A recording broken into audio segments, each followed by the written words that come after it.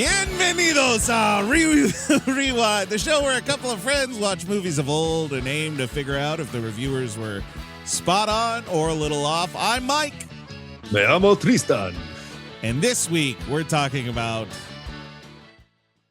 Man on Fire. Man on Fire. Man on Fire. Tristan. Hi. Hi. What's your bright spot? My bright spot. I don't know if this is it's not really a bright spot.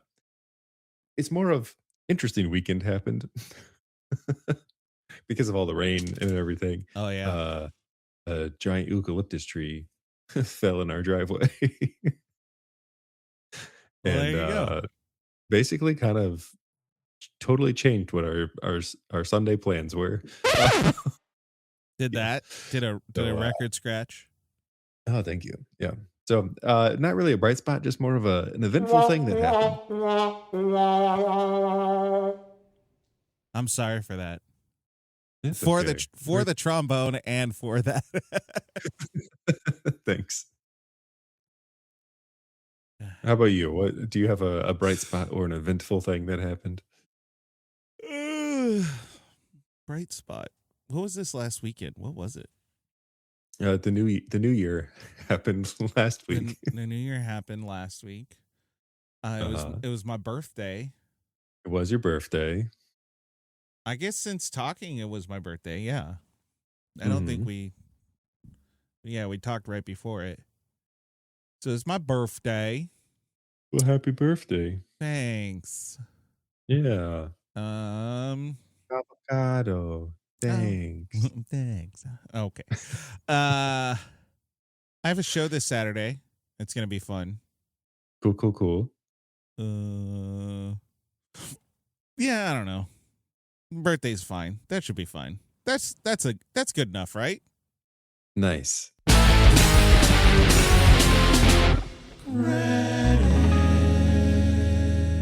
Man on Fire. Directed by Tony Scott. Screenplay by Brian Helgeland. Based on Man on Fire, 1980 novel by A.J. Quinnell. Produced by Lucas Foster, Arnon, Milchan,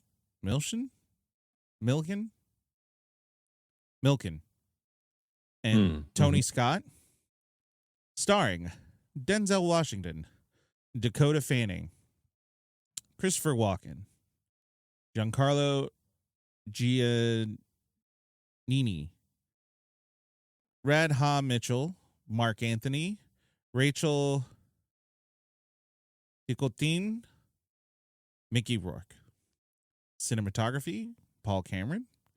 Edited by Christian Wagner. Music by Harry Gregson Williams. Production company, Fox 2000 Pictures. We should look that up and talk about that.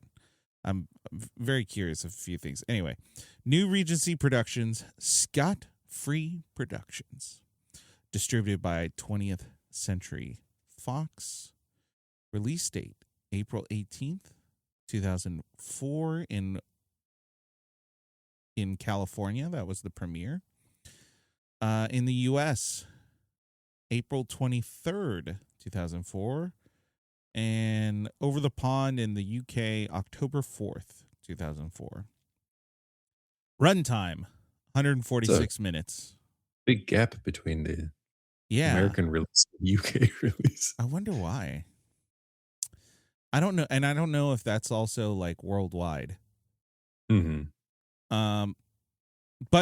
$70 million. Gross in the U.S. and Canada, $78 million. So they made their budget. Opening weekend made $23 million. Gross worldwide, $131 million.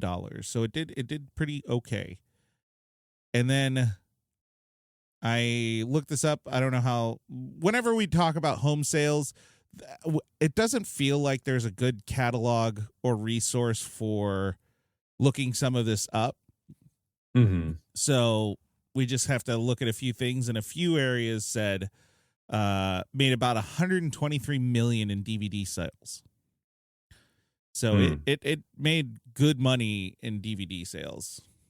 Yeah, that's almost like doubling what they made while it was in theater. So I mean, Yeah. it's almost what they made in theater, so doubling. Yeah. on, Yeah. yeah. Yeah. That's Absolutely. huh. Huh. You know, what do you know? What do you know?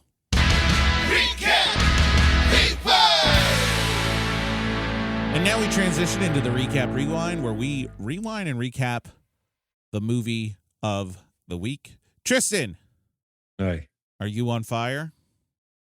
Man on fire. Because Yep. you're gonna be You're what? Is what? that a threat? All right. We ready? Sure. Denzel is sad. He's done bad things. And well, he's really sad. But his good friend, Christopher Walken, well, he's happy. Samuel Ramos, Mark Anthony, he's got issues and needs an insurance policy in case his daughter gets kidnapped. His attorney, Jordan Kalfus, Mickey Rourke, sounds like I was hacking up something there, tells him in order to get the insurance policy, he needs a bodyguard, but it doesn't have to be a good bodyguard. You know who's the perfect overqualified but willing to do a shit job for low pay? Sad Denzel, aka John Creasy. Willing is a strong word, but he'll do it anyway after his good friend Paul, Christopher Walken, tells him about the work. On Creasy's first day, Samuel asks him why he's taking the job for such low pay when he's has so much experience. Creasy tells him that he has a drinking problem, which has slowed his response time. Sam then asks what he would do if professionals kidnapped his daughter, and after saying he'll do as much as he's getting paid for, Samuel asks him what he would do if they were amateurs. Kill them. They arrive at the house, and Creasy meets Lisa, Radha Mitchell, Samuel's wife, who introduces Creasy to Peta, Dakota Fanning. Peta takes a liking to Creasy, but he keeps an emotional distance, just doing his job. After picking her up from school, Creasy coldly tells her he's not her friend, just there to protect her, hurting her feelings. At night, Creasy drinks away his sadness and pain only to be haunted by his past. He attempts to take his own life, but the bullet misfires. He calls Paul, who reminds him that a bullet never lies. After that night, Creasy begins to soften towards Peta.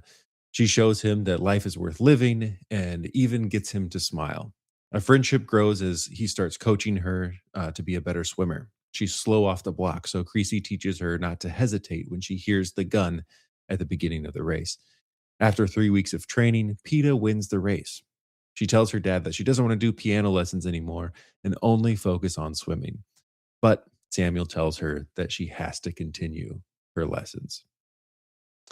One of the days on the way to school, Creasy notices a car following them, but it isn't. But he isn't able to write down the full license number. But Peta, being observant, got all but the last number.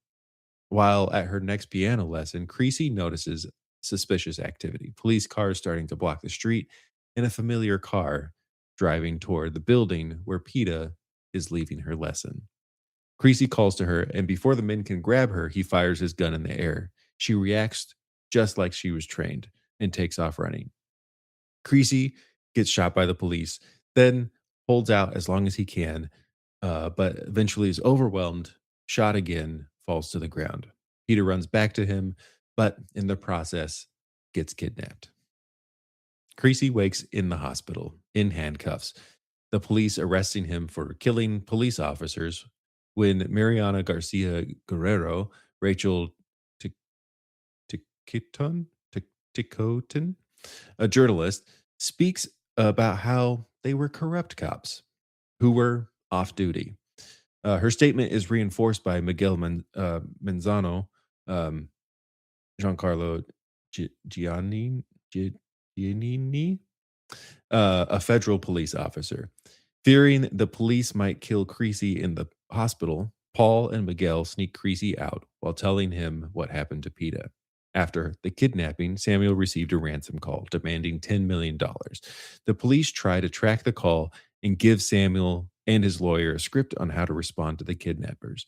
They set up a drop off with specific instructions, but as Samuel leaves the money, the drop goes south and the men picking up the money are attacked by another group of men. The kidnappers call Samuel back and tell him that his nephew was killed in the ambush, and because he didn't get his money, Peeta's life was forfeit. Lisa begs the man, but he tells her it's too late. Paul breaks the news to Creasy. Peeta is dead. Creasy tells Paul to take him to the scene of the kidnapping, where they are followed by Mariana. There, she tells him that she has connections and can help him track down the kidnappers. Creasy goes back to the house and tells Lisa that he's going to track them down, anybody who could have been involved, and she tells him to kill them all. Following leads one by one, Creasy does his best. Creasy does what he does best: kill. His path leads to a revelation. Samuel and Kalfas came up with a plan to get Peeta kidnapped so that they could use the insurance money to pay off the debt Samuel inherited from his father. The kidnappers would get 2.5 million, Kalfas would get another 2.5, and Samuel would get the remaining 5 million to pay off his debts. PETA was to be returned only a few days later. However, they didn't account for the head of the police kidnapping division to be corrupt himself and be the one behind the ambush that ruined the drop, thus setting everything in motion. Samuel kills Kalfas because the plan was a failure, and he is forced to tell Lisa all of this in front of Creasy. Creasy, instead of killing him, leaves his gun and the bullet he tried to use on himself. As he walked down the hall, the shot rings. Creasy finally finds the leader's family, and the leader bargains Creasy spare his family and he'll give him PETA back because she's alive. But the trade is a life for a life, hers for his own. Creasy makes the deal. He tells Lisa where the exchange is happening. Uh, they arrive. PETA runs safely back. They share a goodbye, and Creasy slowly walks to the kidnapper's car, bleeding out from his gun wounds in the back seat, knowing that PETA and Lisa are safe. Oh shit.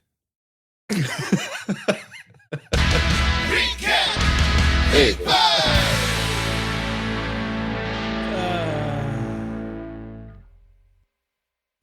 It's great. It's great. I fucked that up.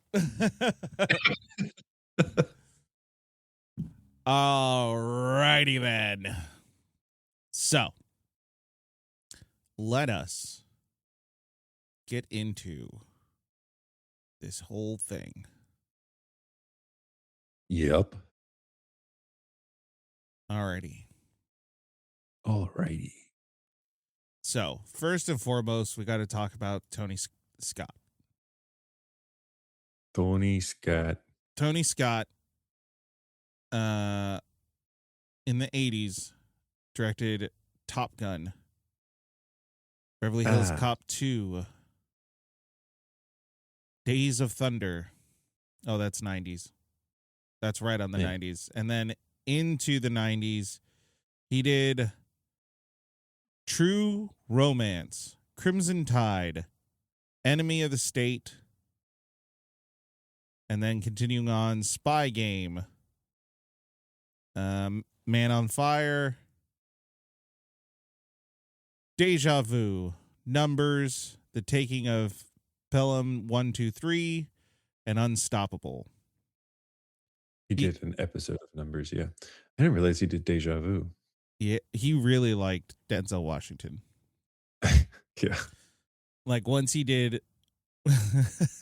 once he did Man on Fire, he was like, "Hey, we got to do another one and another one. Oh yeah, because Let's do he's in one more." Unstoppable. Yeah. So he did 4.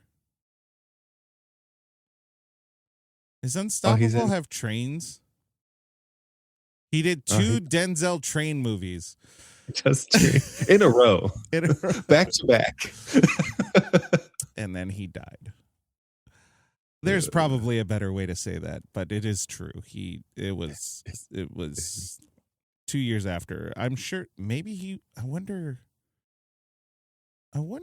I don't know if he was sick or not, because I wonder if he was working at the time. Because 2010 was his last movie. Mm-hmm. I don't know. Where I'm at is not going to give me that information. So, kind of a beloved director, I think. Like has some hits. How did he do for Man on Fire? How did he do? Oh, I guess we skipped over the first question we normally ask. Yeah, we did. Overall, what'd you feel about the movie? It's a very 2004 movie. It feels throughout. Yeah. And it's not even the technology. I would say it's not even like, I mean, a little bit of like the fashion, but it's really the look and feel of the movie. The way that it's edited, the way that it's filmed, all of it feels 2004. Right. I will give them credit for not making Mexico yellow. Yeah. Well, I guess yeah. Yeah, it's a very 2000 movie or 2000s movie in a lot of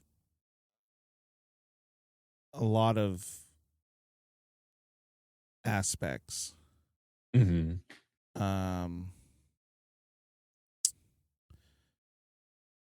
We got the overlay techniques that are occurring.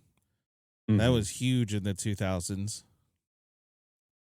The music was very 2000s. Yeah.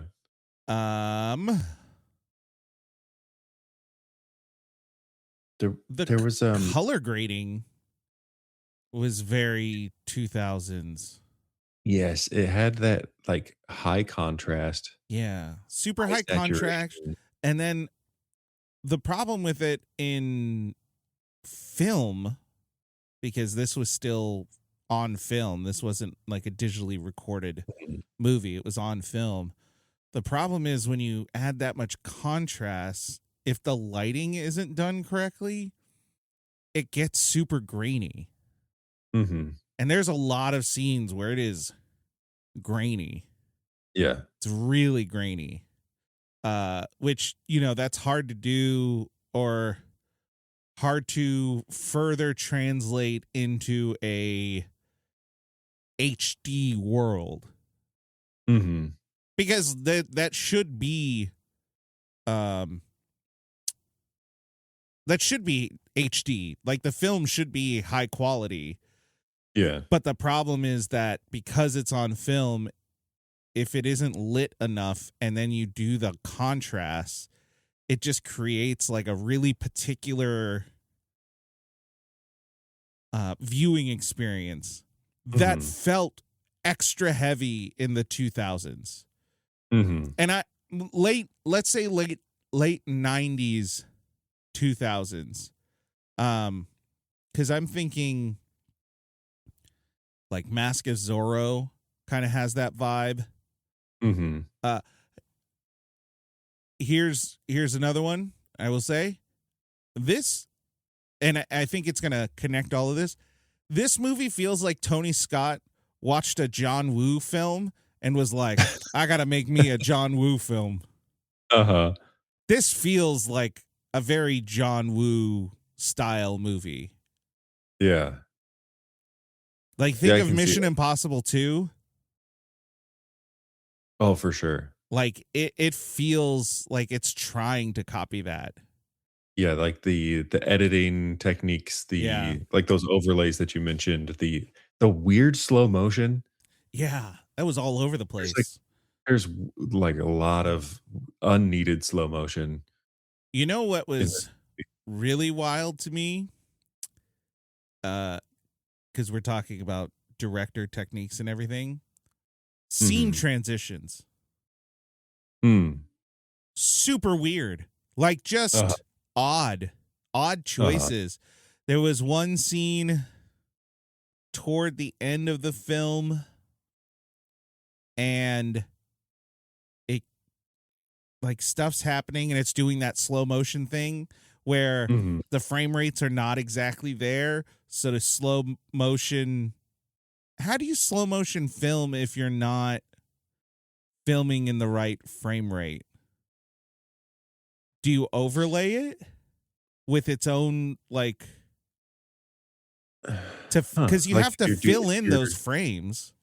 if you're doing film. I mean, the thing is it was filmed on film. It was Right. recorded on film, but then it was edited digitally. Oh. So So maybe they're when it's doing that. like a digital edit to it. Mhm. Um my I guess my idea on that, so it's slowing down, and then the music is doing like a dun dun, and then the last hit on the music, it freeze frames. It stops slowing down. It just freeze frames and then fades to black. Oh. I know.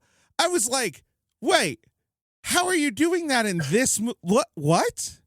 I think Uh-huh. it may have been a mistake or like an Mm. oversight because it was Mhm. so weird considering the rest of the movie. Mhm. And but it also feels intentional because uh it freeze framed when the music stopped. Mhm. It was right after he killed the crooked cop. Well, he killed a bunch of crooked cops, so that's not helpful. The The the main hostage, guy. the hostage Yeah. guy. Um, Spoilers. Fuentes. Fuentes, yes. Yeah. It was right after that. Um, and it's super weird. And I don't think there's a bunch of those moments where it almost feels like a mistake, but there's definitely a lot of moments where it does feel just like a weird choice. Mhm. You know what I mean? There's even ones where it's like it's a close up of him holding the bullet and that there's not a lot of motion happening. It very easily could have been. It's similar to when we watched Gladiator, Uh-huh. and there were scenes where it's like, why is this in slow motion? There's Right. no reason for this moment to be in slow motion unless we're just trying to extend that film a little bit longer and we didn't film long enough, so we just gotta Right. slow it down to get those extra frames. But it's like it's a close up of his hand with the bullet in his hand, and they slowed that down when they could have just recorded it for 2 more seconds, and it would have been Yeah. fine. I think the part that I definitely didn't like was that part in particular, because the lighting was so bad it couldn't focus. Mm, mhm. There's a lot of shots in this movie that are not in focus, That's weird. and it's not on purpose. It's Mhm, just, I don't know if the cinematographer didn't notice it. mhm. There's also a scene that I saw that they had autofocus on and it readjusted mid scene. That's weird. Right. Because do those Do cameras have autofocus? you think that was an intentional I don't know. I could not tell you if it was on purpose. Because Uh this is prime in that time when they're trying to make the the camera interact with the movie a little bit uh-huh. more.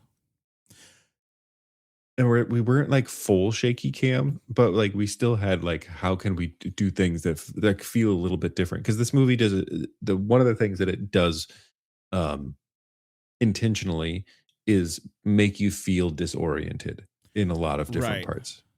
And so Right. I'm wondering if like is that an intentional use of autofocus to create this discomfort, to create like the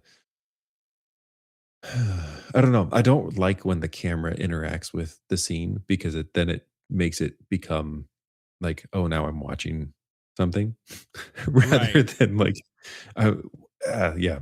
This movie didn't do it as much as like when the blood splatters or dirt and it gets on the camera, and it's like, Right. well now I know there's a camera there. Right. I uh, yeah, for sure. I there's the hard part is there's some aspects of it that I really like the mm, shaky cam kind of in it. A lot of the close-ups, I really do actually kind of like that. I think that they mm, create something really stylistic and interesting. The thing that I hate really, I it started to annoy me was the overlay shots mhm, because or maybe it's just the placement of them. I don't actually think they're bad shots necessarily. Like it's an interesting technique. Where I was having issues with it was um when Creasy was having, you know, moments with the bad guys, uh he would that's when the overlays would happen. Instead of mm, letting the scene have that moment and let the actors kind of act in it, you just have like these weird flashbacks or scenes that have nothing to do with anything else. Um, mm, and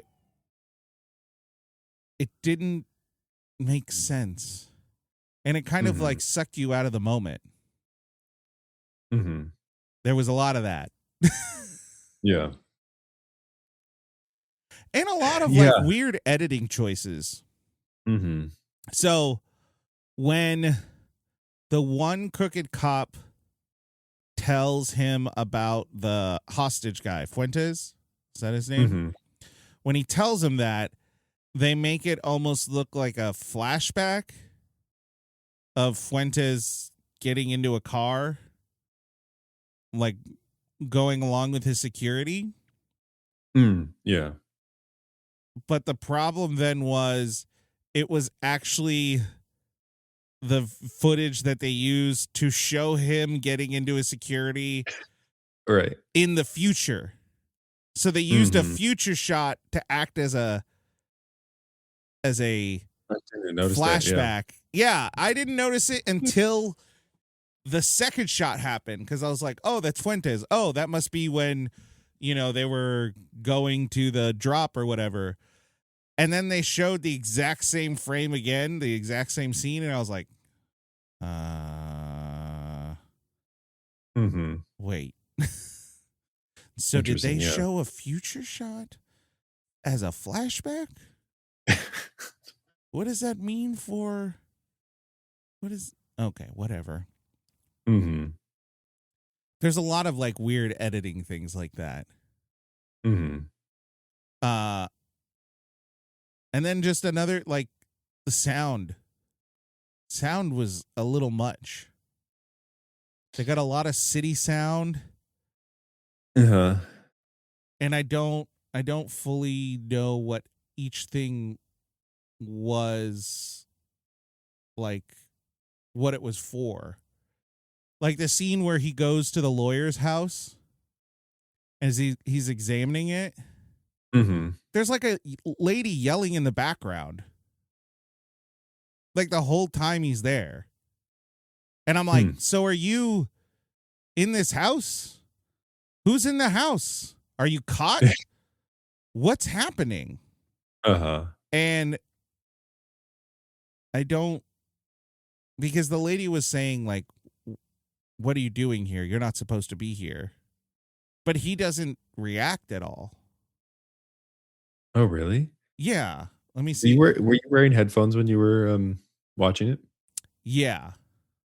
Okay. Because I don't remember that happening, but I was watching it on the TV, so it could have been. Yeah, I wonder. I don't know. I'm gonna share. Oh, it does let me. Let me change the audio. I'm an idiot. I'm sorry. I think it's music. I don't know. That might be it. Oh, let's see. Nope. Oh wait. Nope.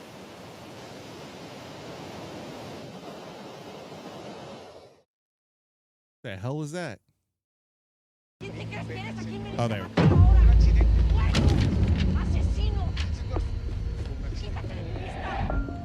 So he's in the office. There's a lady's voice happening. Sometimes it's lower, but sometimes it's very much in the foreground. Yeah. And I don't know if that's supposed to be like a flashback to when the lawyer gets killed, and maybe that's the person in his house reacting to Yeah, it kind of seems like it's an audio flashback. but they don't do anything with it. Mm-hmm. That's where I'm saying, like, there's a lot of choices that just don't feel fully thought out. Mm-hmm. But there's a lot of really good in this movie too. Mm-hmm. That I will say right out the bat, we've talked about Tony Scott enough, I think. We know that he can direct well. Mm-hmm. This just feels like, yeah, again, he saw a John Woo movie and was like, fuck, I gotta do that. You're right. AJ Quinnell wrote the book. I know nothing about the book other than this is not the first visual interpretation of this film or adaptation. It's not the first film adaptation of it. But it is the more enjoyed. Yeah, I didn't realize that there was one from 87. Yeah. Which the book was, what did my little notes say? 80? 80? 80. 80, yeah. And then the guy who wrote the screenplay, Brian Helgeland, he's written quite a bit. Started out with like B, C tier horror movies. And then LA Confidential, which is pretty well regarded. Conspiracy Theory, The Postman, Payback. Another one he wrote that is, I think, a fan favorite, A Knight's Tale. Oh, that's a good movie. He also did Bloodwork. He did Mystic River, The Order, Man on Fire, of course. He also wrote the screenplay for The Taking of Pelham 123, Green Zone, and now this is where he loses me a little bit. He wrote the screenplay for Robin Hood, the Russell Crowe one. Mm-hmm. I still stand by my dislike of Russell Crowe. He wrote the screenplay for 42. Legend. Have you ever seen Legend? No. It's an interesting one. I don't know if I don't know I don't know if I want to say it's good. I just think Tom Hardy does two characters in it. He plays Yeah. twins, and he plays two very different people. So, Mm. and he's writing some new stuff. So like he's got some success under his belt. What did you think of the story overall? I know that he's adapting a book, but I have to imagine he's adding or subtracting something. Making alterations and stuff. I Yeah. think making it more modern as well. Um I think the story is pretty interesting. I think this is one that when I was taking a script writing class, this is one of the movies that Cool. we talked about for a little bit, because of how they do some foreshadowing and that kind of stuff. So from a story perspective, I think it's pretty good. We do get there are some things of like, why is this happening? Or, or like, how do we get from A to B? Right. Um, but I think for the most part, there wasn't. Maybe as we talk about it, there will things will reveal themselves. But I think I was more distracted. We'll put it that way. I was more distracted by the editing and the way that the film was put together rather than the script. Yeah. I think I like the script for the most part. Hmm. Uh I do think that like a different edit could actually make this like an extremely stellar movie. Hmm. You know? Like there's Hmm. so much visuals that could just get cut out Hmm. that I think would make it a you have everything there. Like I think you could do it with what's already here, Hmm. but it's yeah, it I think the visuals take away from the ability to fully grasp and enjoy the plot Mhm. and the script. Yeah, if you take away the very 2000s stylistic editing, there is something good Yeah. underneath that. Yeah. There's something really good. It gets kind of mm, what's the word I'm thinking of? It gets honestly like blanketed by Mm, it's like you want to show something that looks really nice, and then someone puts a blanket over that has just like the most obscene design on it, and you're just like, well, what am I going to do with it? right. I don't want to look at that, certainly.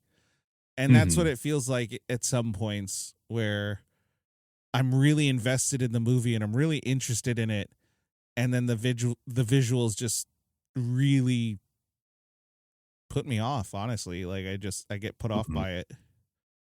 I feel bad because the acting is really good.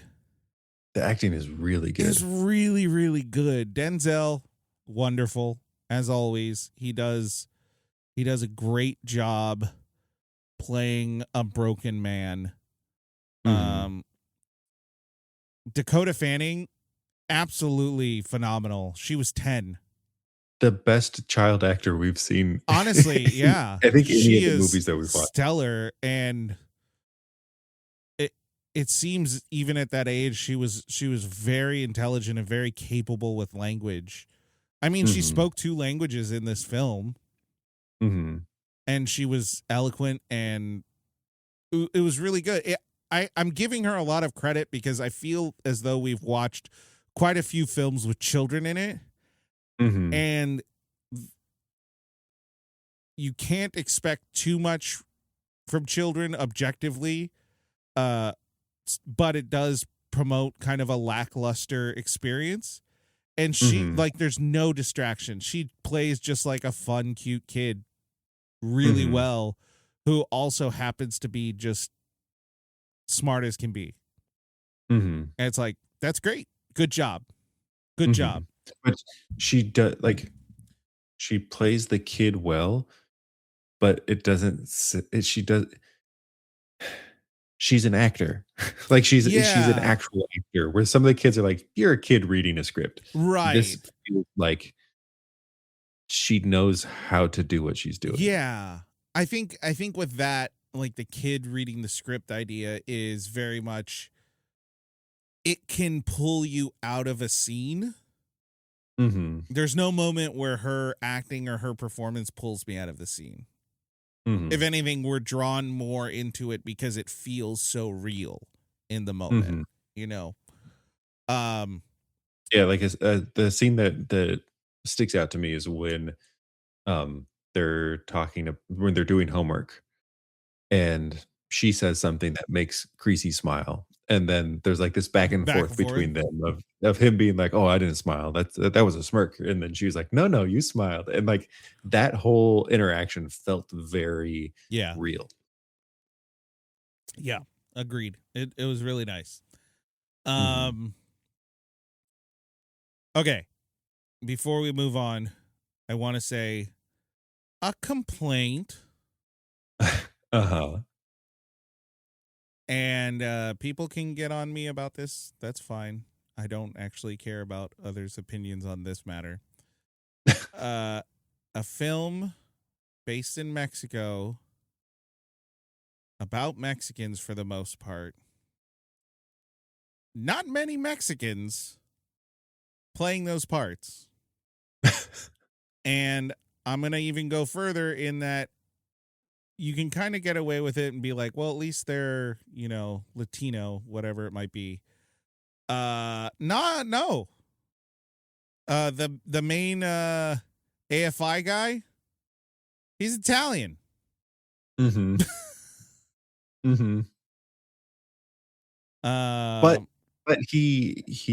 says that he used to be the lead of Interpol in right, Italy. So like right, whatever it may be. Mhm. Mark Anthony, not Mexican. Rachel Ticotin. Oh wait, Ticotin, maybe. Not Mexican. All the villains are though, like the Mm. villains. I will say, Victor Fuentes, when I saw him, I was like, that guy looks like my uncle. Shit. He is, in fact, Mexican. Okay, that complaint aside, looking at everyone, let's go ahead and kind of go back a little bit, break this up into actor and character. Mhm. Before we do that, oh wait, what are you going to say? I was gonna say before we get to there, uh, I did not enjoy the music Yeah, at all. yeah. The music. There was a couple of tracks that were like, "Okay, this feels good." But there was so much where it's like, "Why is this the song that they're choosing to play right now?" Yeah. And there was the one song that they used over and over and over again that felt very Gladiator, like that last song in Gladiator, Oh, and it it just made me think of that, and I wonder if, like, they saw that movie and they're like, "That's a good sound. Well, let's do that again." hold on. Let me see. I'm not gonna share my video, but I wonder if. Oops. No. I gotta see the scene. I'm trying to find it. There's one that's going on. It's the weird, like. There it is. This freaking thing went through the whole movie at some point. It feels like just that. Mm. Just that, like, drum thing that's happening. Is there a different song? What was the one you're talking? I'm curious now. It's the one with the, like the woman singing in kind of a, you know what I'm saying? Oh, was I wrong? Am I wrong? Was there a song that was in just like a completely different language altogether? It wasn't English or Spanish? I think so, yeah. Because it was one point where I was trying to really listen to it, and then I just got really confused because I was like, what Mhm. language is this in? All right. So here's let's see. I type this.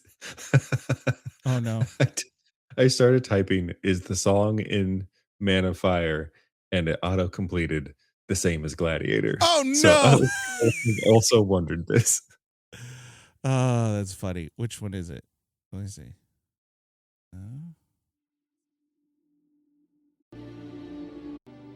Okay, then.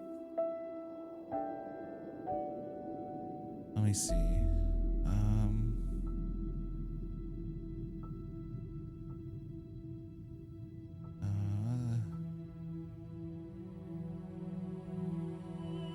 This one? No.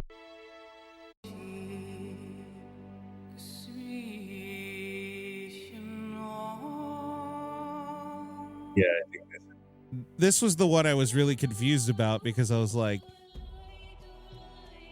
yeah, this one. I don't think so. It's not the same song. But the background instrumentation feels very similar. It may not even be the same vocalist, but it sounds very similar.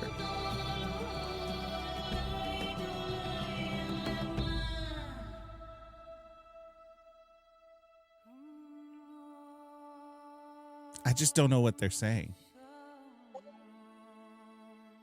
This Lisa Gerard.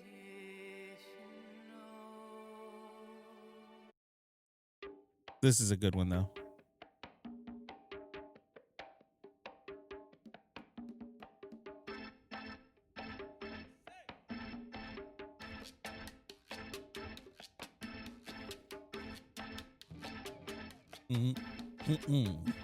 We're just dancing, by the way, everyone. Yeah, I forgot. Not a visual medium. Alrighty. Wait, just for Yeah. giggles. This has the whole soundtrack. There's a 20 something songs. So if you got to see. Now we are free from the Gladiator Okay. soundtrack. Now we are free.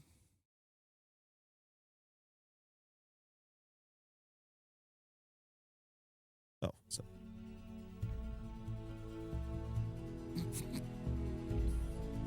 Did we say when we watched this that this also sounds like Transformers? Yeah, I think we did.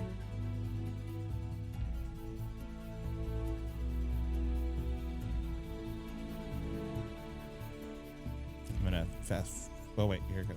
Okay. Yeah.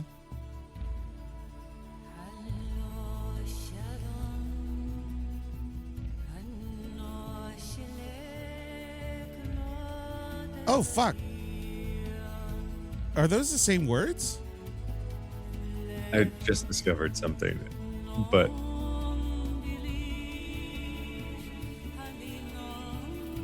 it's the same vocalist.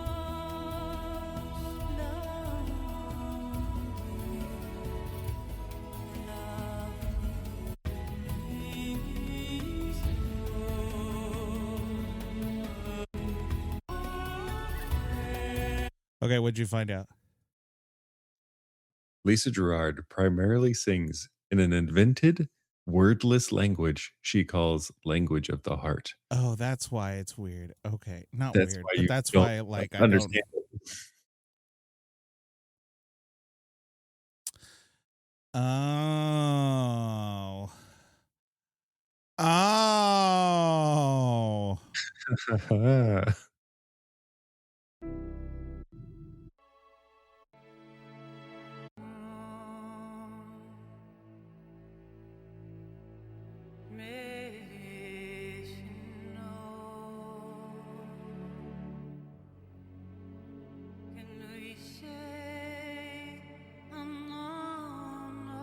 Oh, fuck off. Is she just speaking in tongues? Yeah. It's the thing that I'm reading here is like the um it's a form of idioglossia, Mm-hmm. which is some people refer to as speaking in tongues. Alrighty. So yeah, the music was weird throughout. It had that very 2000s like weird electronic drums. Uh-huh. Did you just do the Ferris Bueller's? It's the same rhythm. I don't know. I felt like the music. What if I did? What if I did, huh? I don't know.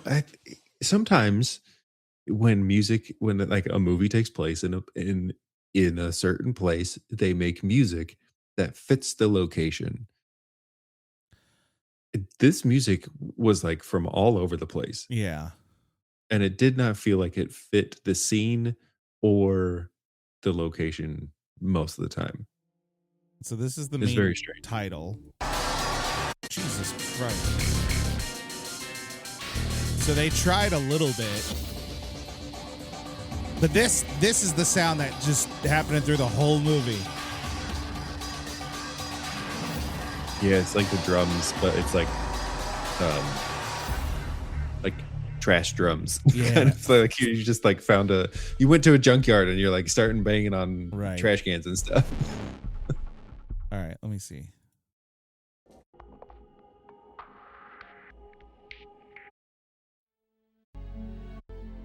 Like there was some moments where it felt nice. Like this is a nice. Oh, this is yeah.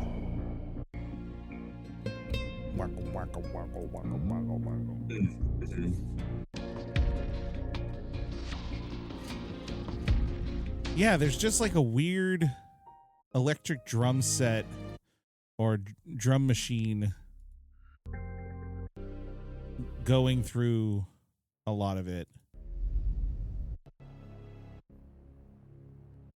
Let me see. Right there. Mm-hmm. Solo estoy. You betrayed me. That's what this one's called.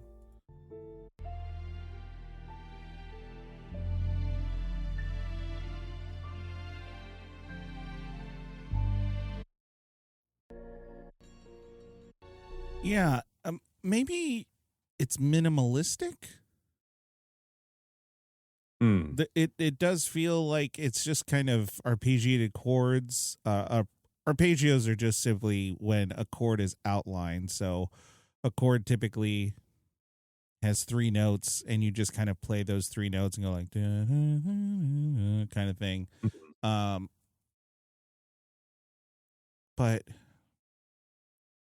yeah, a lot of weird drum beats. I think there's a place for that, but it feels invasive almost. Like it's just there's so much of it. So yeah, music didn't really do it for me either. It feels like there is a theme. No, sometimes with the storytelling, the way that it's filmed, and the cinematography, the storytelling, the cinematography, and the music, like all of that come together to have like a theme that connects them all. This one felt like it's a bunch of themes from different things that they're like, oh, these have been successful in different places. Let's Right. just throw them together into this one, and that will make it successful, right? Yeah. But they none of it really connected. Yeah. Here's also something that maybe gets talked about. I haven't really heard anyone have a conversation about this, but I'm a band director. I look through music, and there is a misconception about what is the sound of Mexico. And while Mexico does have Spanish influence, Spanish as in Spain, music really isn't as incorporated as people might think. There's not like a ton of like flamenco guitar, but this soundtrack has a lot of that idea. This soundtrack sounds like it should be in Spain. It doesn't actually, because like there's a song that's called No Mariachi. And when I read that title, I suddenly had a moment where I'm like, was there any mariachi? I don't think I heard any mariachi music throughout this. I don't think I heard anything close to banda or cumbia or music that is more present in places of Mexico. Now, mind you, a lot of my experience with Mexican music is from the northern side. There's like norteño music, like I have that, and then like the pop side. My mom was a huge pop fan. She loved a lot of the Mexican pop artists. She was a big fan of, or the Latino ones. And with that said, the soundtrack didn't really resemble Mexico as much as it resembled Spanish. It was like, they speak Spanish, so it should be Spanish sounding. The reason I bring this up is because there was a piece I was looking at, and I ended up skipping on it for a couple reasons. One reason was it was a white guy who did it.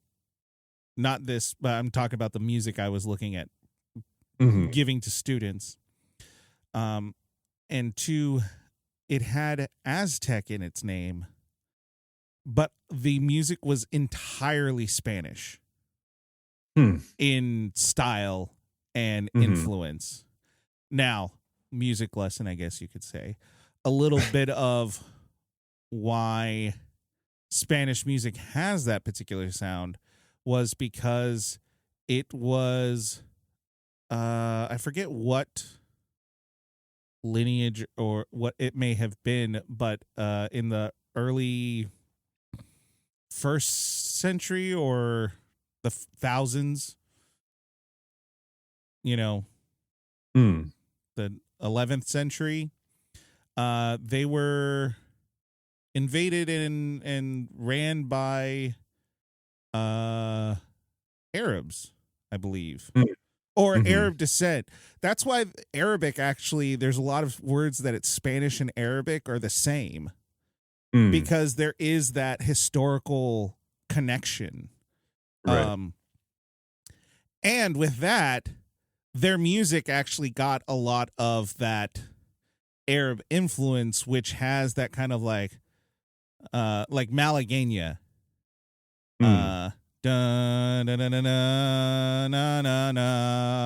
That's a lot of that Arab inspiration coming through in it. And that gets applied to Mexico. And while Mexico does have that influence because the Spanish came here, the music of like the indigenous people and the native people of Mexico, Mesoamerica at that point, nothing like that. All of they had instruments, but a lot of their music was resembling the sounds of nature and animals, and it was very like explorative in form and function. And so like when I saw Aztec, I was like, oh, I'm interested. That'll be interesting. And then I listened to it, and I'm like, son of a bitch. And that go ahead. Well, I was just going to say that's just kind of how I feel about the music in general. It doesn't feel connective because it feels like what you would hear in Spain, but that's not necessarily what you would hear in Mexico. Right. Especially Mexico City. Yeah, I recently learned. I saw one of those graphs that was being like, "Oh, here's the top spoken languages in Mexico," and German was number 3 Yeah. in some locations, and I was like, "What the?"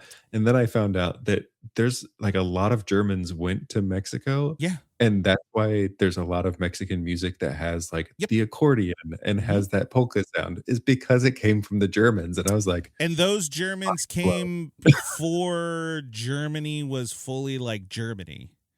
Mhm. Those weren't people who came like it isn't like the rumors of Argentina where Mm, you know Nazis were escaping to South America, whatever it is. It right. was they were coming in the 17 and 1800s, and that's where Mexican beer is just Mhm, German. mhm. It was like a German dude who came and was like, "I want to make beer in Mexico." Yeah. Fantastic. We love it. It's great. But that's where the musical influence, dude. Mexico is like one of my favorite things to read the history on.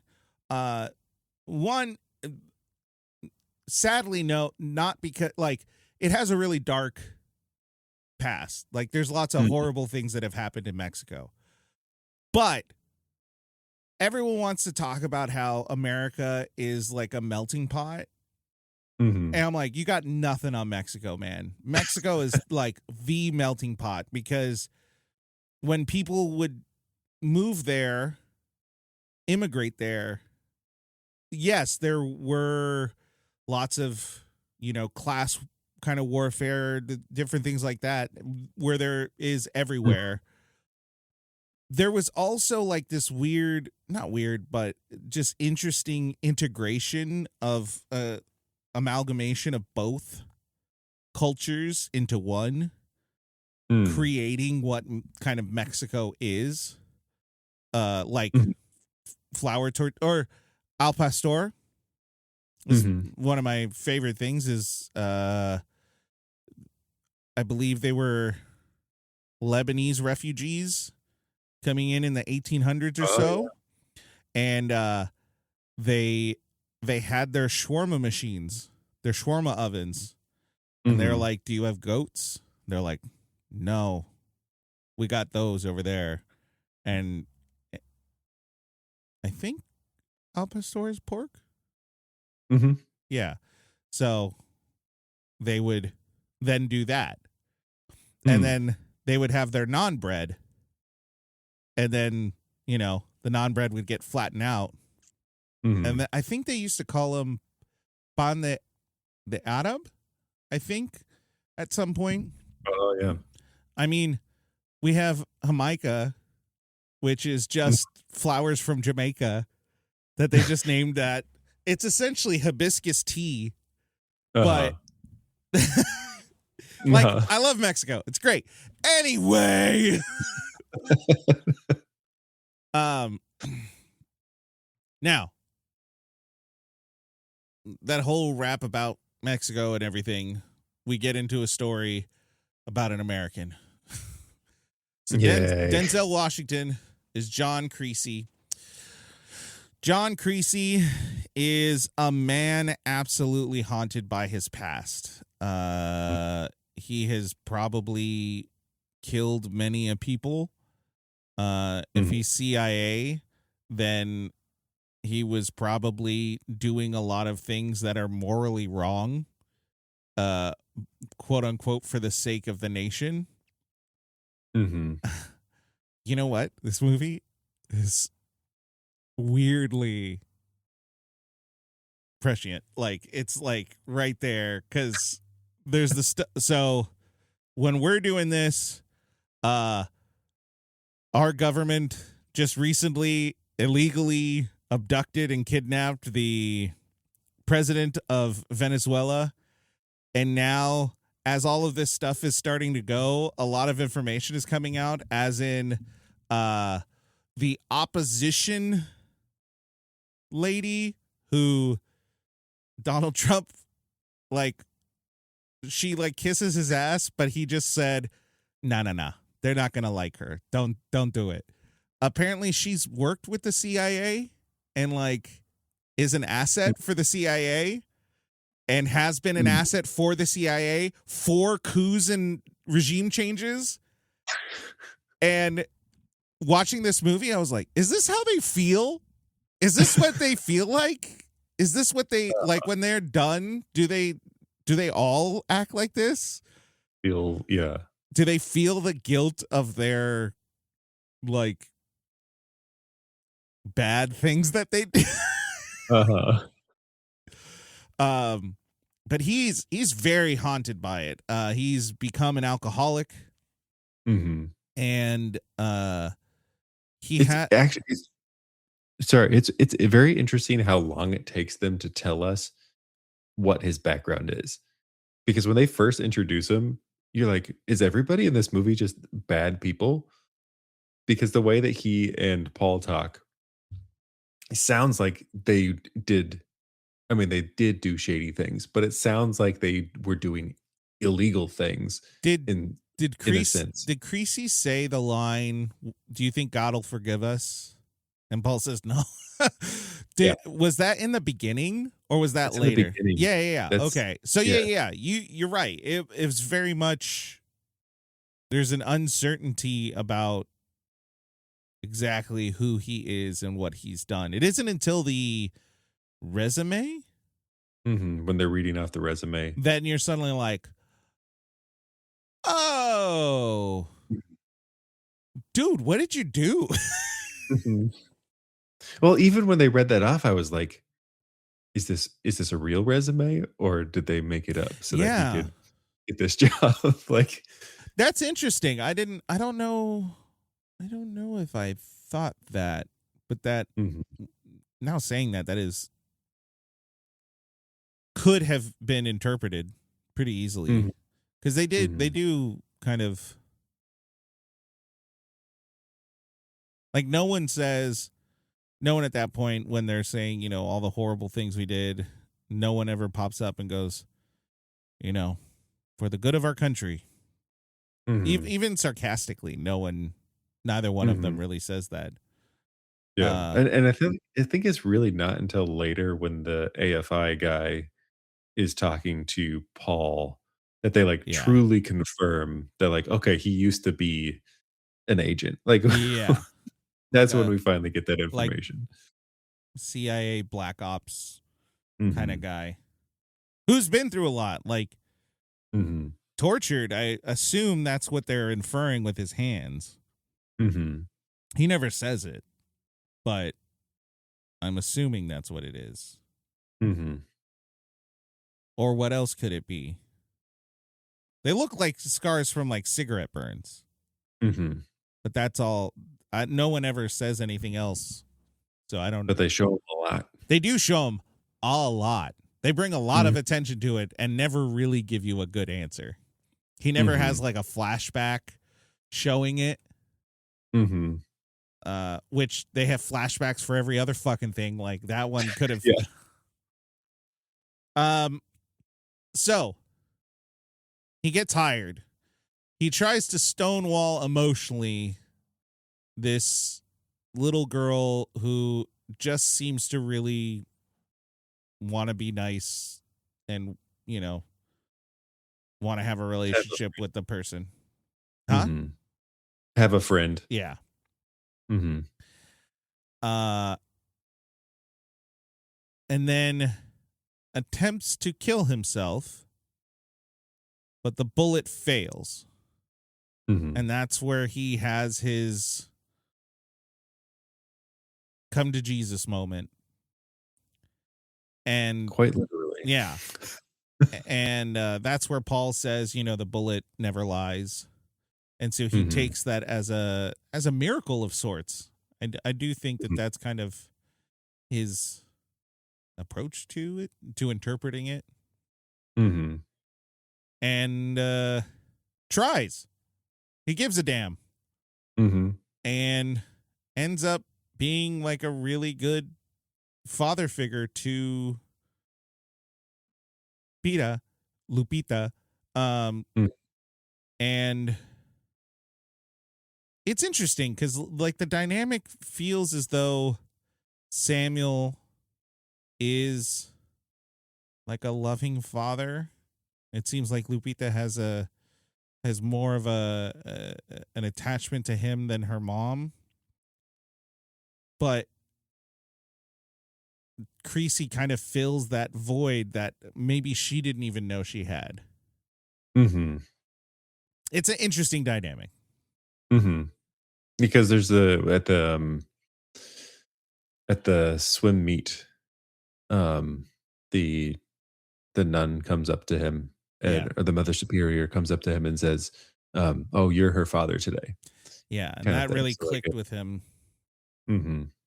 But he starts trying, and Lupita seems to give her a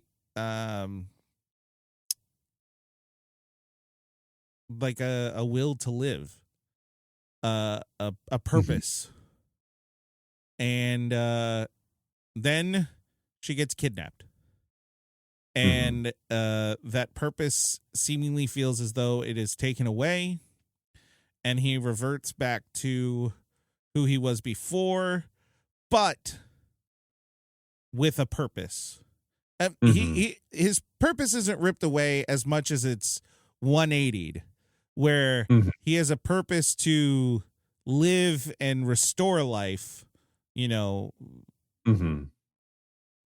with his ward, essentially. Like he's giving life to Lupita.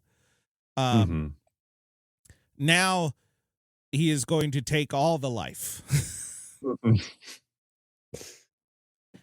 And so goes on his rampage to figure out who kidnapped Lupita, with the hostage money drop off. There's an issue that happens, and the hostage or the kidnapper says that Lupita is gone. So that's why he goes on his rampage. He does a lot of work to finally get to the top dog and learn that Lupita is alive. While being critically injured. I think the prospect of Lupita being alive keeps him alive to where he eventually rescues her and then goes with, was that part of the deal? Yeah, because they said a life for a life, like you exchange right, but your it was life the for hers. brother. He was No. exchanging the brother. At first, it sounds like it was just the brother, but it's like, you don't kill my brother, and then we will exchange your life for her life. Oh, okay. But he already knew he was dying, so he went with them willingly because he's like, I'm gonna die in your car. It's fine. Yeah. As soon as the adrenaline's gone, like, we're dead. Yeah. And so he dies on the way to the head honcho, the voice. But at the same time, the federal agents were able to track him, find the big baddie, and kill the baddie, which they do unceremoniously. I don't like the way this movie ends. I don't because either. it feels like they probably had a full ending where we see all that happen, and then somebody told them we got to cut it, and so then they just make it like up and John Creasy dies. They make it an epilogue. Yeah, but it does not. But it's fit. part of the story. Like Daniel Sanchez, the voice is fully part of the story. So that's like if Iron Man says, I am Iron Man, and he snaps, and then everyone disappears, and then they show the funeral, and then they're like, and Thanos died. Right? Because Thanos is part of the film. Yeah. But they just do it in an epilogue.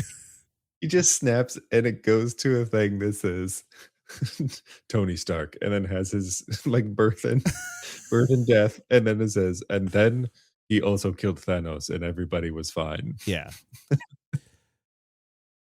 Oh, how upset would everyone have been if that was the ending? But that's kind of what we got. So Denzel Washington plays a person with multiple layers, dealing with lots of stuff, and he does it swimmingly. He does an amazing job. Hands down, one of the best actors ever. He's great.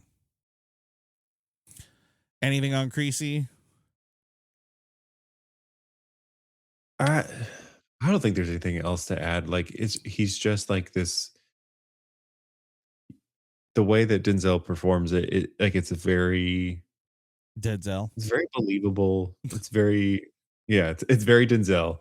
In a lot of ways, like Denzel's just playing serious Denzel. Yeah. But like I don't know. I liked it all. I don't think there's anything that like really stood out as like, well, that was a weird choice. Not from him. Mhm. And even like character wise, like it all flows together pretty well. Yeah. All right. Christopher Walken, Paul Rayburn. I'm going to tell you what. This was a delightful little surprise. I didn't know he was in this. And Christopher Walken just plays like normal Christopher Walken in this, which normal Christopher Walken is actually seems pretty chill, like pretty nice guy. And like he's fun. He's kind of like a nice guy. I don't like his womanizing. Yeah. But here's the thing. I've come to realize that I think I complain about this a bit. But also that tells a story too. And the story is he's just a pervy old fuck. Like that's what that's the story. That's his story. He did a lot of bad things and now he can live his life the way he wants. And it's a life that I wouldn't subscribe to and I would object to, but it's the life that he gets to live kind of thing. You know what I mean? So his character kind of sucks, but he acts great in it. It's always interesting to see him not being like the over the top version of himself. Yeah. The one that it's not the cowbell guy. The version that everybody does the voice of is like the extreme version of him. Right. But when you just see him, like there was an expectation almost of like, is he going to do something? Is he the villain? Christopher Walken going to come in and like, is he going to do a thing? And like, he doesn't. He's just there. Yeah. he's just chilling. He's just a friend. But there's such subtlety to his acting. Christopher Walken is genuinely a really good actor. You just got to find the roles where he's not playing a like a cartoonish version of himself. I just had flashbacks to when they did the live Peter Pan. What? Do you remember? No. What's that? They did a live broadcast of Peter Pan. And Christopher Walken was Captain Hook. Oh no. And it was the funniest thing. I always forget it, and it just came flooding back. What the oh my God.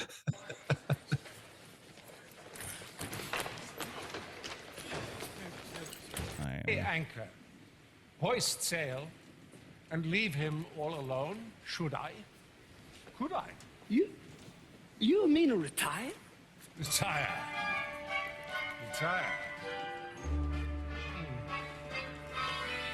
I could sail away to far Cathay and lead a life of ease. Why is he playing Captain Hook? Just play a New York guy. Don't play Captain Hook. Sure. Learn to play the pianola. Why not? Little piece of Gorgonzola. Anything my heart desires. Name it. Here's the problem. He's actually a trained dancer. So he could actually dance the hell out of any role. It's just he got to a point where he's just talking real weird. Anyway, I forgot about that. We didn't have to go down that path, but we did. Yeah. Um, so there's a scene that I think where the subtlety of his acting really shows up, and it's right after Creasy. It's when Creasy calls him right after like the bullet fails, and he's Yeah. asking him, and he has this very genuine like, I'm here for my friend. I can tell that something's going on, but I'm not going to push it. Right. And so the way that he just kind of like has the conversation with him, and then there's kind of the pause, and then he's like, "You okay?" And it's such a subtle thing, but it's like that's good acting right there. Yeah. There's a little, he makes like a very passive joke. Oh yeah, And he he's has like, I like was up watching TV. yeah, he was up watching TV, and he does like a smile, like a wanting smile of like Mhm. wanting some affirmation that he's okay. Mhm. And when he did that smile, there was some emotional click in me where I was like, "Oh, he cares. He cares so Yeah. deeply for him." And it's such a small, subtle thing, but he's full of that throughout this film.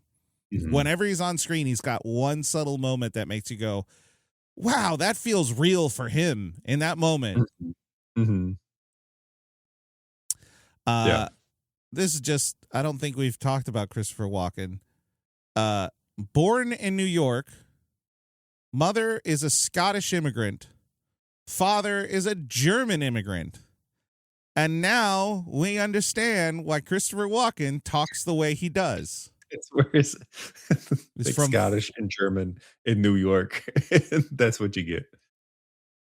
yeah, he's in fucking Queens with like a Scottish mom and a German dad. Who knows how much they were speaking. I'm sure they spoke like mostly his dad. I'm sure he spoke English, but to what extent?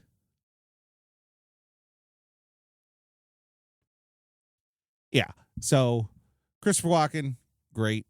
Um, we talked a little bit about her, but Dakota Fanning does a wonderful job. I believe her 100% throughout the whole damn movie. Like, there's no point where I don't believe her. There you feel the lack of her character when she's no longer in it. Yeah, she's such a positive, Mhm. like expression of humanity, and when she's gone, it's immediately like, well, this movie's dark.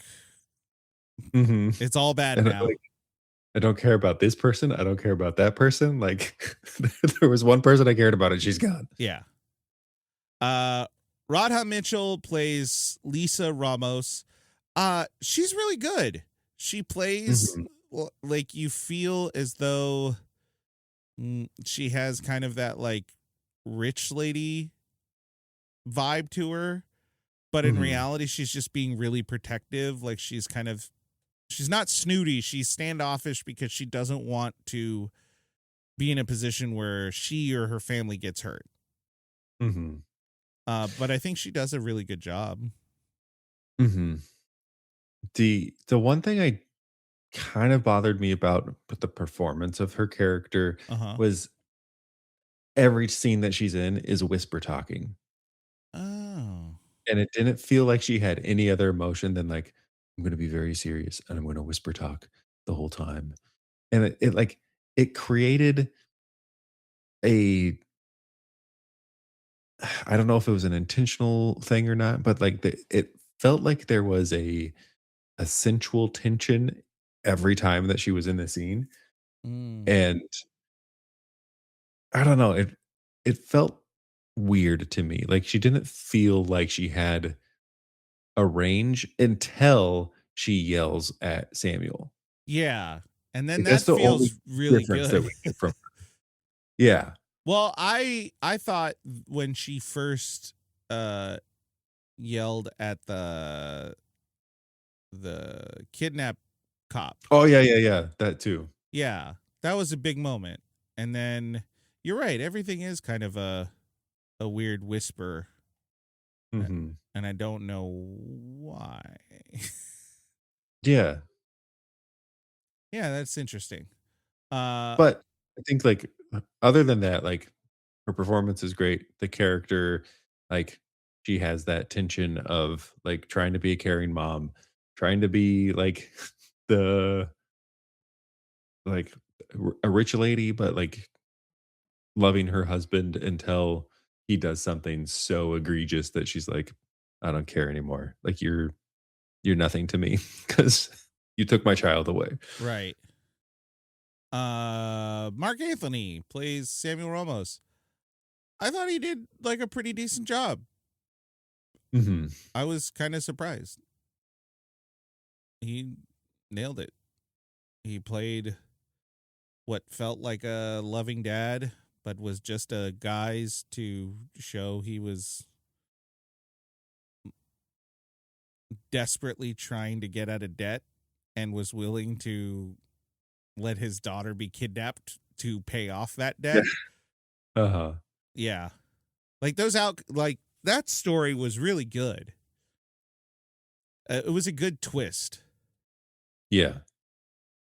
I think it did get a little bit confusing when they were finally doing the big reveal of things because they are saying so many things and there's a lot of stuff happening that it's like, wait, what? Right. Like, but it was it is an interesting, um, an unexpected kind of like Yeah. I expected something fishy from his lawyer, Yeah, his lawyer, Mickey but Rourke, not from him. Jordan Kalfas, played a complete douchebag. Complete none of other douchebag. Like as soon as he was on the screen, I was like, this motherfucker did it. He's the one who he's the one who signed off on the kidnapping. I don't know was what he did, but he did him. it. So good on Mickey Rourke for playing that well. Giancarlo Giannini plays Miguel Manzano, who plays the Mexican federal agent. This Freaking guy, I don't understand him. One, womanizer, Mhm, kind of a piece of shit. mhm. Two, seems to want to do the right thing, but also feels like he's doing the wrong thing at all times. Mhm. Like I never trust him at all. Mhm. Through the whole movie, I do not trust him. Mhm. And even at the end when he's the one who ends up shooting Daniel Sanchez, I'm still like, what'd this motherfucker do? Did he do that to hide something? Like what is happening? Yeah. There are other side characters. Daniel Sanchez plays the voice, who's the villain. He does a very good job. He's kind of creepy, kind of uncomfortable. And Victor Fuentes plays the cop, the crooked cop. He does a good job. But he's not really that big of a character. But Mariana Garcia Guerrero, Rachel Ticotin, she's great. Mhm. I don't there's a lot where I don't know what to expect from her. And then every time she's on screen, she's really good. Like I Mhm. enjoy her acting. I enjoy kind of what her character is doing to help Creasy to like tell the story. I don't know what she's necessarily getting out of it outside of the eventually getting to break the story of the voice. But Yeah. that technically has nothing to do with Creasy. No, it really feels like her thing is like, I've tried to go every other route and nothing's working. Right. And we're trying to break this case. Like we're trying to get to the bottom of this and stop Right. all of this from happening. You're the only option we have. Yeah, I feel like her perspective is like getting a story, but also her city has been overrun by these villains, and the law is protecting them at this point. So I will assist in getting rid of them if it means they're gone. I will say it happened twice where I think Miguel introduces it first and then she says it again. But they're like, there's a brotherhood. They're called El Hermandad. It's like, that just means the brotherhood. Like, what are we doing here? And Yeah, they introduce it that way. Yeah. 2 times. Yeah. They do that. They do that. A few times.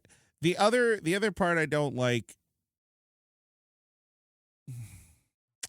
because I don't know if it's necessary for the story, is Miguel sexually harasses her like 3 times. All the time. Yeah. He pinches her butt, and they make a point of showing that, which they didn't actually have to show the hand pinching the butt. They could have just shown him walking away and like reaching back and her reacting. So that just felt odd. It felt odd in the story that we're telling. The story that's being told, I'm not telling any story. The story that's being told, it just feels odd where it's like, hey, we got this criminal underbelly. They kidnap people and they do these money things and they're awful and they're corrupt and yeah, fuck them corrupt cops. He basically is saying like they're corrupt, that's why they get away with it. Oh, by the way, let me pinch your butt. Yeah. And then later when she's asking for information, he says, basically, so when are you going to sleep with me? Mm-hmm. And then she does. And it feels like she does it out of, you'll give me information if I sleep with you. Mm-hmm. Which I just don't know why we're telling that part of the story. Like, why? Miguel could have come off as like maybe even like a better agent, but he just ends up being as like morally ambiguous as the corrupt cops. As everybody else. Yeah. So it's like, so when he's the one who shoots the bad guy at the end, it's like, is this good? Is this good or bad? I don't know. There's lots of questions, And then I don't know if there's any other characters or actors we need to talk about, but I did want to mention before we fully move on. Interesting choice to have people do almost entire scenes in Spanish and no captions. Right. Like there are scenes where it's all in Spanish and, I was following along and it didn't even click with me that I had the moment where I was like, oh, I don't know what that word is. Let me check oh, there's no captions. Yeah. Oh, shit. Uh-huh. And then I was thinking of you and I was like, I hope he gets it.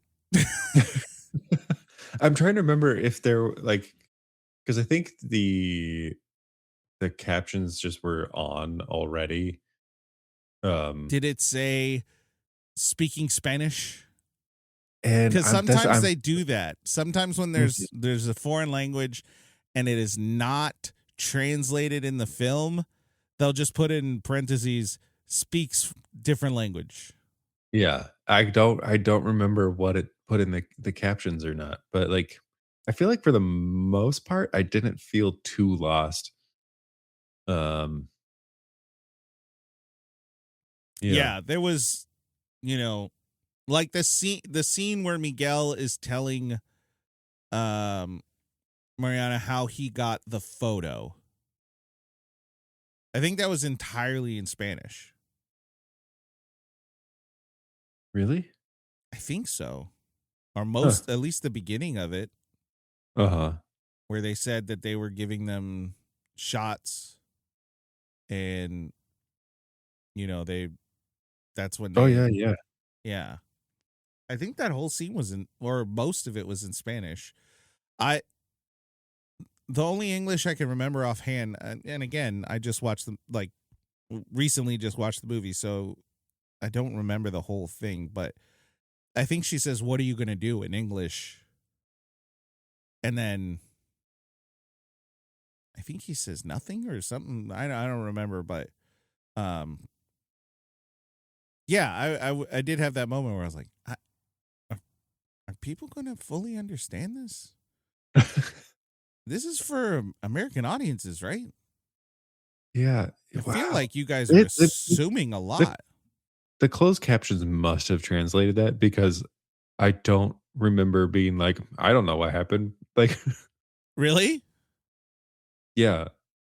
And my Spanish isn't that good yet. So Where did you watch it?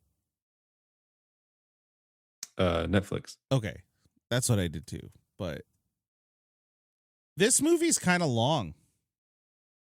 Yes. And It has I some think, weird pacing. oh yeah. Yeah. I mean, yeah, it just feels like some parts move really fast and some parts move way too slow. Yeah. And there it kind of switches back and forth. Right. What were you gonna say about it being long? Hold on. Just simply just that idea of there's lots of visuals that occur that feel like they stretch out scenes that are just unnecessary. Mm-hmm. I'm doing this all wrong, guys. Doing this all wrong. There we go. So, this is the scene where he's explaining stuff. The closed captions had to. Oh, they do. They do translate it. Okay.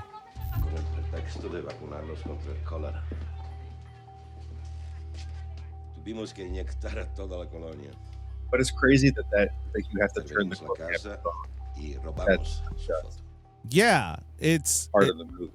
Yeah, it's super wild because I didn't watch it with captions, and I saw that whole scene, which was in Spanish, and my brain, it took me a while to finally click and go, oh, they're not translating this. They're just doing this whole like 3 minutes in Spanish. What would that have looked like in the theater? That's crazy, because that's an important scene of how they describe. Yeah, they explain how they fingered the bad guy. And they explain their whole plan, and it's all in Spanish. Yeah. That's crazy. I wonder if if they had closed captions in the theatrical, like if they had the subtitles in the theatrical, and for some reason it just didn't make it to digital. But I feel like it would have been in the copy. Yeah, that's what I'm saying. Is usually it's in like the final thing. But sometimes unless they had like a full digital copy and then they're remastering it to. Oh wow, that's wild. Anything else? This movie's not that quotable. No, it has a lot of a lot of lines that want to be important, but I don't know if they're worded that to be remembered. So, yeah.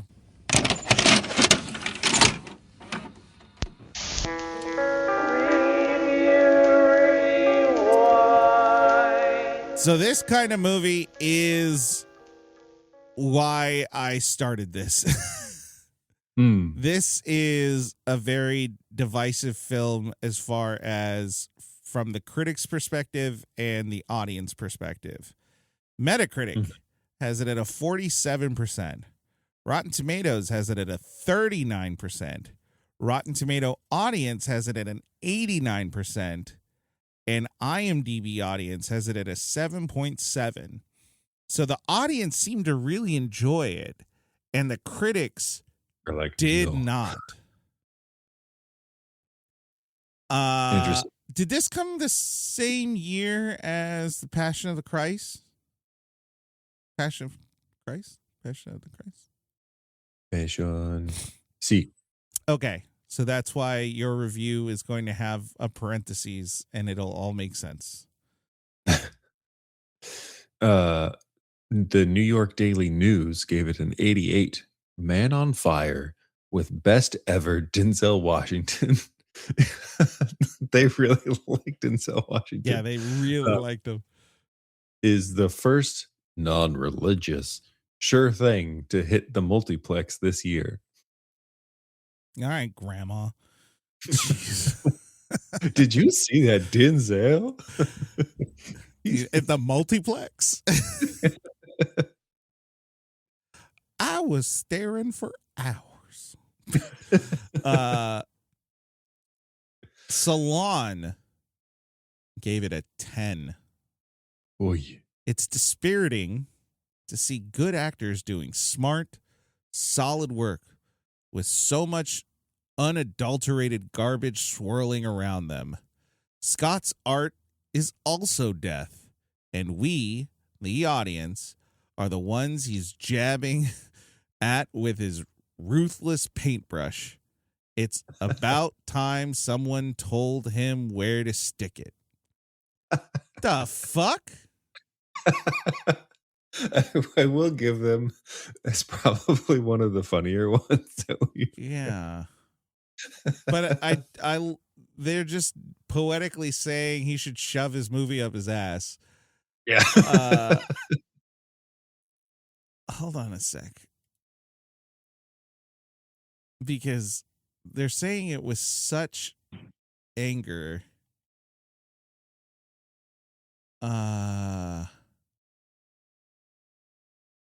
He did Spy Game and Enemy of the State right before this. Not right before this, but a few years before. Crimson Tide and True Romance. Those were like the 4 big movies that he did before this. Mm-hmm. Why is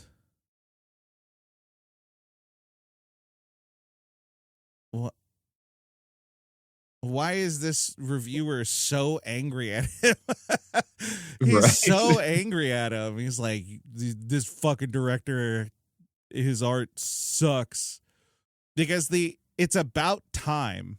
That's the part that's sticking out to me where I'm like, what do you mean? How many times have you dealt with this? Mm-hmm.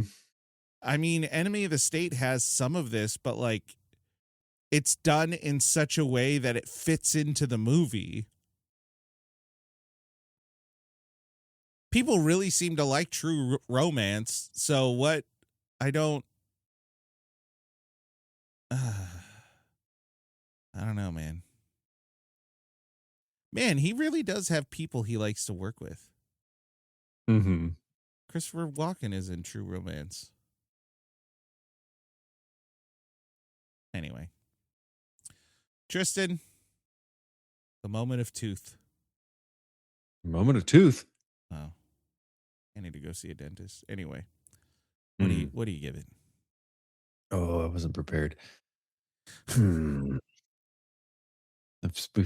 been here for how long, and I'm still not prepared for this.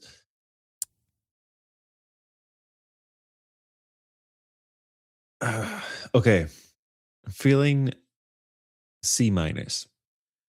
You know what? God bless you. God bless you. That's exactly what I was thinking. Because there's something about the movie there is some enjoyment. Like the acting is so freaking good. It's so good, yeah. That I can't, in good conscience, give it much less than a C-. Mm-hmm. There is so much stuffing, so much visual stuffing that is unnecessary. But the acting is so good. And you know what? Something we didn't talk about.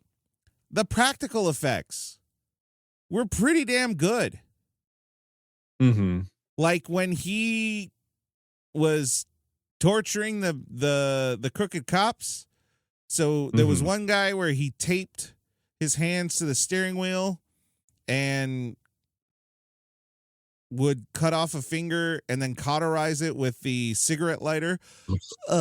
Children, cars used to have this little piece of metal that would actually get an electronic charge and heat up like an electric stove.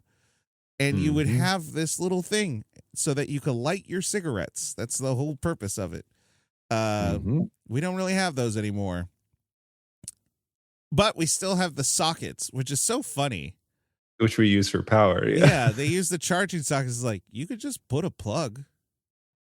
What would be different? Newer cars are starting to do it. Yeah. But yeah. And so he would take the cigarette lighter and cauterize it. That looked really good. Like, practically, it looked very believable. It was really smart to do the idea of like tape. Tape was really helpful in hiding a lot. Yeah. Because the other one was the voice's brother. Creasy like shoots off half his hand, but his hand is like taped around something so he can't get away. And yeah, it's like his hand was probably like in a fist, and then they had the taped big fingers on there, and it exploded, and it looked really good. Like, it looked you have the suspension of disbelief, but it looked believable. There was never a point where any of the practical effects, the violence, whatever, didn't look believable. Yeah, there's times when there's that kind of thing that happens that like it looks fake, but just the idea of it makes you go, ugh, that's gross. Yeah. This one was one that like it happens and you're like, oh, that visually gave me the experience of what that would be like. Yeah. Like the finger scenes. Well, there's a lot of fingers. Whoever was the effects supervisor was really good at hand stuff. That's a weird way of saying it. I think the only thing that was kind of like was the lawyer's body in the pool. I was like, that's a mannequin. Like, that's a dummy. Clearly. But yeah, we'll give it a C minus. C minus. C minus. I feel good about that. You feel good about that? I feel good about that. Good. Well, Tristan. Yeah. Thanks for watching this movie with me. Hey, thanks. Audience. Yeah, you know what? If you could handle 2.5 hours and a bit of gore, it's a pretty good movie. Like, go watch it. But also, it's weird sometimes. That all said, review those rewinds, and we'll see you next time. Bye.